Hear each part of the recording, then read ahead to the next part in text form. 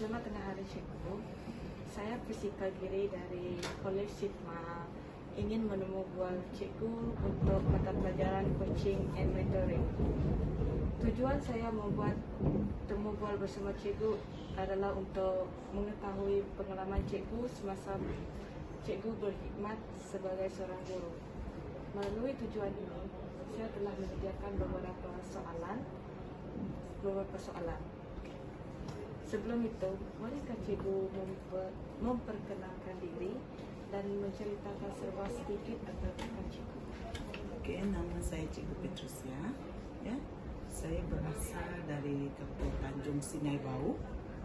Okey, jadi saya mula mengajar pada tahun 2002 dan sekarang 2023 bermakna 21 tahun pengalaman sebagai seorang pendidik. Okey, ini adalah sekolah kedua saya ditempatkan. Sekolah pertama saya sebelum ni adalah di SMK Kidurong Bintulu. Selepas daripada situ, saya minta berpindah ke sini pada tahun 2011. Saya berpindah ke SMK Bau. Jadi dari segi latar belakang, itulah serba sedikit berkaitan dengan latar belakang saya sini. Mengapa cikgu memilih menjadi guru sebagai profesi cikgu? Okey, kalau kita lihat kenapa saya memilih guru sebagai satu profesi. Okay, yang pertama bermula daripada minat, sebab kalau kita lihat bapa saya juga seorang guru. Jadi dari kecil saya melihat bagaimana bapa saya pergi ke sekolah dan timbul minat pada ketika itu. Pada mulanya kita merasakan seorang guru tu dia banyak cuti. Rupa-rupanya bila kita dah jadi seorang guru, kita dah tahu walau bagaimanapun dari segi minat, bila kita minat untuk menjadi seorang guru, sebab kita nak mendidik anak bangsa, kita nak mendapat bakti pada anak bangsa. Sebagai seorang pendidik lah, bermakna saya memilih profesi perguruan sebab saya minat untuk menjadi seorang guru, minat untuk mendidik anak bangsa. Apa dalam diri cikgu, apakah ciri-ciri seorang guru dalam cikgu? Okey, kalau kita lihat di sini dari segi, kalau kita nak lihat ciri-ciri yang perlu ada pada seorang guru, ya, pada pandangan saya lah, yang seorang guru tu perlulah seorang yang berdedikasi. Selain daripada berdedikasi, seorang guru tu perlulah ada ciri-ciri kepimpinan. Okey, sebab kita nak mendidik anak bangsa, kita kena mendidik ada ciri kepimpinan. Bila kita ada ciri kepimpinan, seorang guru tu dia perlu tegas. Ya, dia perlu tegas dalam melaksanakan tanggungjawab. Bila dia tegas, kita lihat dia perlu ikhlas. Seorang guru tu dia perlu ikhlas. Bila dia ikhlas, dia tidak akan merasakan dia mengajar tu secara terpaksa. Ya, jadi dia akan memberi yang terbaik kepada anak didik dia. Dan selain daripada itu, seorang guru tu dia perlulah seorang yang bertanggungjawab, ya, sebab dalam apa jua pekerjaan kita lah, kita perlu bertanggungjawab. Dalam apa tindakan yang kita akan ambil, kita juga perlu bertanggungjawab. Sebab itu saya rasa ciri yang perlu juga di sini menjadi seorang guru, perlulah seorang yang bertanggungjawab. Okey, dan yang terakhir bagi saya, seorang guru tu perlulah mempunyai sikap, mempunyai ciri sebagai seorang yang penyayang. Sebab kita mendidik anak orang, jadi kita perlu ada sifat penyayang. Jadi ciri seorang guru bagi saya perlu ada sifat dan penyayang lah. Okey, jadi ini antara ciri seorang guru yang perlu ada lah pada pandangan saya. Okey, selama 21 tahun cikgu mengajar, apakah cabaran cikgu mengajar sebelum COVID, semasa COVID dengan selepas COVID? Okey, kalau kita lihat dia ada perbezaan, ya. Kalau sebagai seorang guru sebelum COVID, kalau sebelum COVID kita banyak memang kita menggunakan teknologi, Contohnya ada gunakan LCD ke apakah bahan bantu mengajar. Tapi sebelum COVID, kita punya pedagogi, cara kita mengajar, kita banyak menggunakan chalk and talk, kita gunakan LCD dan sebagainya. Itu untuk memudahkan kita mengajar. Okey, jadi itu sebelum COVID. Tetapi semasa COVID kita akan lihat cabaran dia ialah kesediaan tidak kira dari sudut pelajar ataupun guru itu sendiri.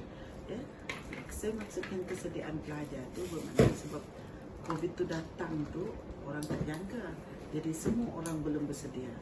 Ya, semua orang belum bersedia, jangankan guru, jangankan pelajar, guru pun belum bersedia untuk COVID sebab dia datang secara tiba-tiba. Okey, jadi kesediaan ini bermakna kalau kita lihat dari segi niat itu, okey, kesediaan tu bermakna masa kita nak buat PDPR, berapa ramai dalam kalangan pelajar kita yang nak masuk belajar, bersedia untuk menerima perubahan, bersedia untuk belajar teknik pengajaran yang baru semasa PDPR. Begitu juga dengan guru. So itu saya kata cabaran dia ialah kesediaan guru dan pelajar. Begitu juga dengan guru. So guru juga terpaksa belajar menggunakan teknologi, menggunakan Google Meet, yang mana sebelum itu orang tak pernah tahu pun menggunakan Google Meet, orang tak pernah tahu pun Google Classroom, dan dalam masa yang sama kekangan orang nak pergi belajar benda ni, kita tak boleh pergi belajar, kita terpaksa banyak belajar, banyak rujuk, kena belajar sendiri bagaimana buat soalan menggunakan Google Form dan sebagainya, mengajar nak bagi latihan dengan budak. Dan dari segi cabaran juga semasa COVID tu, capaian internet, contohnya kita di kawasan luar bandar, capaian internet ni dia tak berapa bagus. Untuk mengajar, kita terpaksa mencari, berusaha untuk mencari capaian internet yang bagus. Kalau kita sudah berusaha ke arah itu, tetapi bagaimana dengan pelajar kita? Ada pelajar kita yang duduk di kawasan yang tidak ada capaian internet. Jadi ini menyebabkan pelajar ini cenderung untuk tercicir dari segi pelajaran pada hari itu. Jadi sebab mereka tidak dapat masuk ke kelas, contohnya. Oleh bagaimanapun dari segi kesediaan dia juga, pelajar ni kadang dia boleh masuk kelas, tapi adakah dia mengikuti guru itu semasa proses pembelajaran?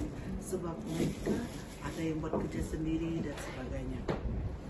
Ini saya jadikan sebagai cabaran semasa COVID ni, kesediaan guru dan pelajar lah untuk menerima perubahan.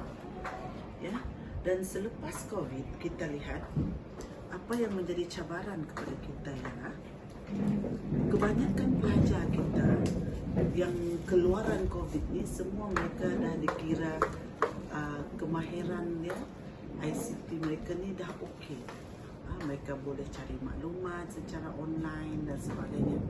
Walau bagaimanapun, kebanyakan mereka sekarang dah masuk ke kelas.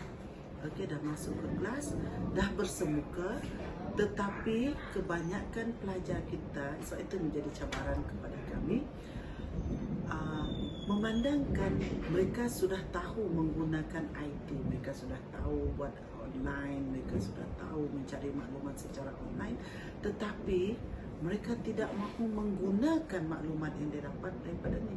Dia masih menunggu maklumat daripada guru. Itu yang jadi cabaran kepada kita sekarang ni. Dan yang kedua, mereka kebanyakan pelajar sekarang ni, mereka semua sudah memiliki telefon pintar. Mereka sudah ada telefon pintar. Kesan daripada zaman COVID, mereka perlu ada telefon pintar untuk melaksanakan proses PDPR, pembelajaran pada ketika itu. Jadi sekarang kebanyakan mereka ada telefon pintar.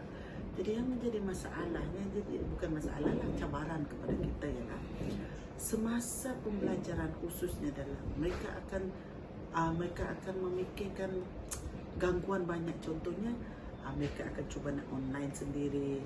Kalau dia online untuk belajar tak apa, kalau dia online yang tak sepatutnya, mereka banyak dia tidak menggunakan maklumat yang betul bagi cikgu lah. Mereka banyak membuang masa, contohnya di media sosial dan sebagainya. Jadi ini menyebabkan mereka leka. Leka dari segi mereka banyak, contohnya banyak main game, PUBG dan sebagainya. Ini kesan daripada COVID dulu lah, sebab mereka ada telefon pintar. Lepas itu dalam masa dia nak PDPR dan sebagainya, dia banyak menggunakan untuk proses lain lah, belajar sambil tu dia main, ya. Jadi ini bagi saya satu cabaran, sebab kita sebagai seorang guru, mereka dah tahu cari maklumat, tapi mereka tak pandai gunakan maklumat yang ada. Mereka masih menggunakan khidmat guru, masih menunggu maklumat daripada guru untuk mendapatkan maklumat. Mereka tidak mau berusaha sendiri. Ya, jadi bagi saya itulah cabaran, kesan daripada ledakan teknologi maklumat sekarang. Sebab pelajar kita dapat informasi banyak. Jadi mereka ni terima ini, terima itu. Jadi yang menjadi cabaran, kita nak memastikan bahawa mereka menggunakan maklumat dengan betul. Jadi itulah bagi saya cabaran dia. Okey cikgu, kan tadi cikgu ada cakap kekurangan internet, jaringan internet tu kan.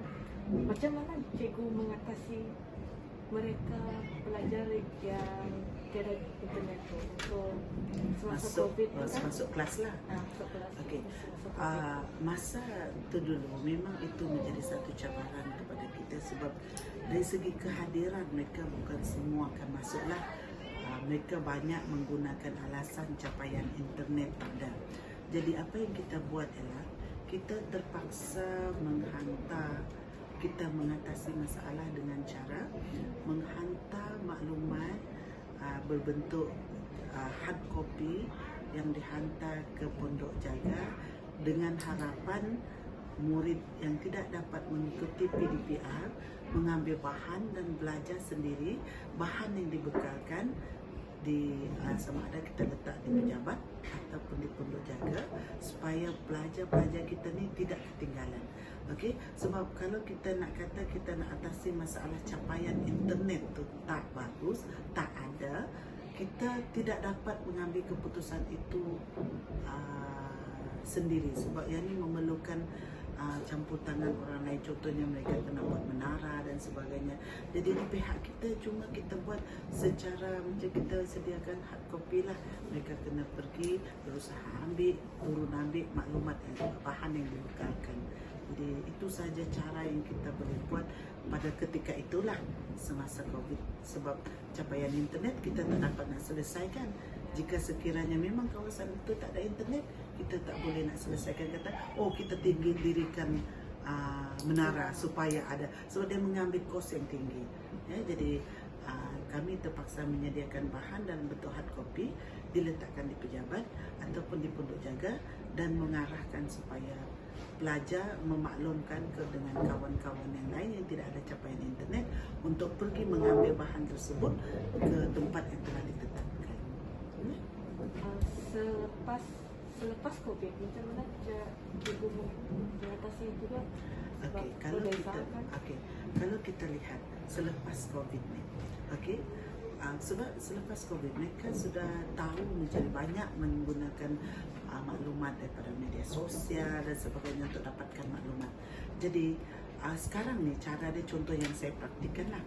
Okey, dalam kelas saya akan jika sekiranya isu yang saya keluarkan, mereka kena cari maklumat sendiri menggunakan telefon pintar mereka, cari maklumat sendiri.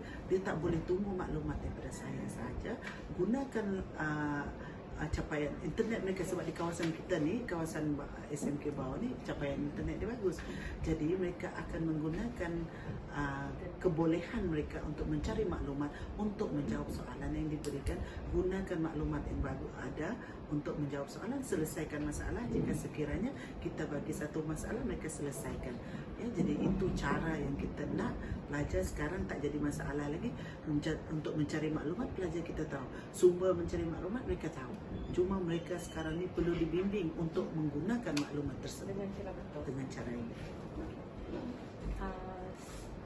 Soalan terakhir saya cikgu, Okey. apalah harapan cikgu kepada pelajar yang akan datang? Okey, harapan, no? Kalau kita lihat, kita nak pelajar kita mengharapkan sebab sekarang kita nak bersaing dengan orang lain. Jadi kita mengharapkan pelajar yang kita hasilkan, ada pelajar yang minda mereka ni dia tak nak tunggu kita je, maklum. Dia perlu berusaha sendiri, berusaha menggunakan sumber-sumber yang ada untuk macam mana nak sebut, supaya mereka gunakan sumber yang ada untuk memastikan bahawa mereka ni nanti bila keluar menjadi modal insan yang mampu untuk bersaing dengan orang lain, mampu untuk mengambil keputusan yang baik, yang bagus, dengan cara mereka akan lihat dari mana sumber mereka dapat, gunakan sumber tersebut, hasilkan sesuatu yang baru, menjadi seorang yang kreatif. Sebab itu yang kita nak, itu modal insan yang kita nak hasilkan sekarang. Sebab semua anak-anak didik kita sekarang ni cari maklumat semua pandai. Cuma sekarang ni kita kena guide mereka supaya mereka boleh kenal pasti maklumat mana yang bagus, tak bagus, dan menggunakan maklumat tersebut untuk menghasilkan sesuatu yang baru. Jadi itu harapan kita pada masa depan, supaya anak-anak yang kita hasilkan ni semua anak-anak yang celik IT. Bila dia celik IT, dia boleh gunakan IT itu menghasilkan sesuatu yang baru dan mempunyai minda yang boleh berfikir, boleh menghasilkan sesuatu yang baru, supaya mereka nanti kalau di peringkat yang lebih tinggi mereka mampu bersaing dengan orang lain. Ya? Jadi itulah harapan kita untuk anak-anak yang akan datang, supaya mereka menggunakan kemudahan yang ada, supaya lepas ini mereka tidaklah nak katakan orang pelajar kita ni pelajar yang tak celik IT. Mereka celik dan boleh gunakan kemudahan itu dengan cara yang betul. Itu saja saudara saya cikgu.